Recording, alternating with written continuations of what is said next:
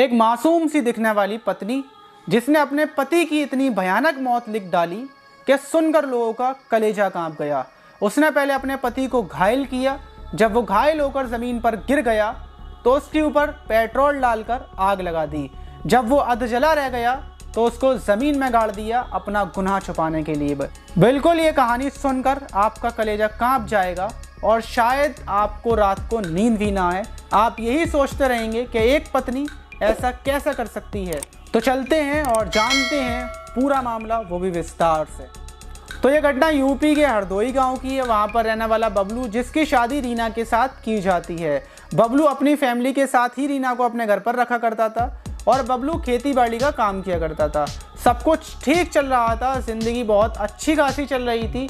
लेकिन ज़िंदगी तब बदल गई, तब रीना को अपने देवर से प्यार हो गया। जो बबलू का चचेरा भाई अनुज, उसका घर पर आना जाना लगा रहता था। वो आता था जाता था, लेकिन किसी को कोई शक नहीं होता था क्योंकि यहाँ से मजाक किया करता था। हंसी मजाक करना सबके सामने ये सारी चीज़ें चला करती थी। लेकिन रीना को अपने देवर से कब प्यार हो गया, रीना को खुद पता नहीं चला। वहाँ पर अनुज को भी उससे प्यार हो गया जो उसका देवर था। दोनों ने आपस में बहुत सारी मरने जीने की कस्में खाई। फैसला कर लिया कि हम लोग एक दूसरे के साथ पूरी ज़िंदगी गुजारेंगे। क्योंकि रीना को जो अपने देवर के साथ खुशी मिलती थी, जो हंसी मजाक किया करता था, बबलू इस मिजाज का नहीं था। बबलू बहुत कम बोलने वाला था। इस पर रीना को सिर्फ अपना देवर अनुज अच्छा लगने लगा था। उसके बाद सारी चीज़ें सही चल रही थी। अनुज और रीना फैसला करते हैं कि अब कुछ ना कुछ तो कदम उठाना पड़ेगा, कब तक ज़िंदगी ऐसी चलेगी। तो रीना बोलती है कि बबलू को रास्ते से साफ कर दो, फिर हमारी ज़िंदगी में कोई कांटा नहीं बचेगा और हमारी ज़िंदगी एक दूसरे के साथ पूरी गुजरेगी। इस पर अनुज बोलता है कि ठीक है। जो बबलू उसका भाई था उसको मारने को तैयार हो जाता है और पूरी स्क्रिप्ट बबलू की पत्नी यानी कि रीना लिखती है। और स्क्रिप्ट में लिखा जाता है कि पहले हम बबलू को बुलाएंगे और बिल्कुल सेम वैसा ही होता है। बबलू खेतों पर काम करने के लिए गया होता है। वहाँ से रीना निकलती है अपने देवर के साथ। दोनों खेतों पर पहुंचते हैं। बबलू को वो अपनी बातों में फंसाकर ले जाते हैं। बबलू नहीं समझ पाता कि उसके साथ क्या होने वाला है। बबलू साथ में पहुंचता है। पहुंचने के बाद रीना उसके ऊपर एक लोहे की रॉड से वार करती है। बबलू वहीं पर गिर जाता है और वहीं पर साथ में अनुज भी खड़ा हुआ है। उसके बाद एक दो रॉटें और मारता है अनुज और वो घायल अवस्था में यानी कि तड़प रहा था, वो वहाँ पर पड़ा हुआ था। उसके बाद जो उन लोगों ने कैन रखी हुई थी पेट्रोल की, वो रीना उठाकर लाती है और उसके ऊपर पूरी कैन पलट देती है।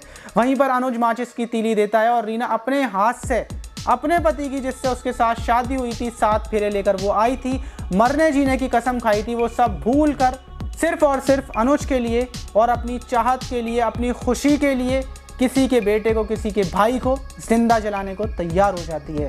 और वो माचिस की तीली जलाकर अपने बबलू के ऊपर, अपने पति के ऊपर डाल देती है और वो जिंदा तड़पते तड़पते वहाँ पर चलता रहता है। और वो दोनों खड़े होकर ये नज़ारा बहुत अच्छे से और बहुत सुकून से और ये सोचकर देख रहे होते हैं कि अब उनकी ज़िंदगी में जो कांटा था वो जल चुका है। उसके बाद बबलू चल रहा है और वहाँ पर अनुज गड्ढा खोद रहा है। अनुज ने पूरा गड्ढा खोद लिया। बबलू की लाश के ऊपर एक कपड़ा डालकर रीना उसको खींचती हुई ले जाती है और गड्ढे में फेंक देती है और उसके ऊपर मिट्टी डाल दी जाती है। किसी को भी पता नहीं चलता। रीना वापस अपने घर आ जाती है। अनुज अपने घर चला जाता है। शाम के टाइम जब बबलू वापस घर पर नहीं आता तो इस पर रीना रोने पीटने का नाटक करती है। पूरी फैमिली को यकीन नहीं होता कि रीना ही ऐसा कर आई है, ना ही किसी को शक होता रीना के ऊपर। उसके बाद बबलू का भाई पिंटू थाने में जाकर रिपोर्ट दर्ज करवाता है गुमशुदगी की और पुलिस आती है, छानबीन में जुट जाती है। पुलिस पूरी फैमिली की कॉल डिटेल्स चेक करती है, यहाँ तक कि रीना की भी कॉल डिटेल्स चेक करती है।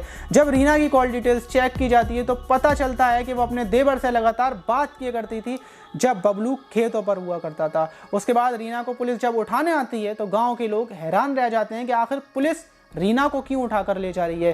तमाम तरीके की बातें चलती हैं सब, लेकिन लोग समझ नहीं पा रहे थे कि आखिर पुलिस रीना को क्यों ले गई। वहाँ पर पुलिस ले जाती है, थाने में ले जाकर पुलिस रीना के साथ पूछताछ करती है तो रीना डायरेक्ट बोलती है मुझे कुछ भी नहीं पता, अनुज को पता है, अनुज को पता है। लेकिन पुलिस सख्ती से जब पूछती है तो रीना अपना पूरा गुनाह कबूल कर लेती है और पूरी जगह का एड्रेस वो बता देती है, किस जगह पर मारा, किस जगह पर गाड़ा।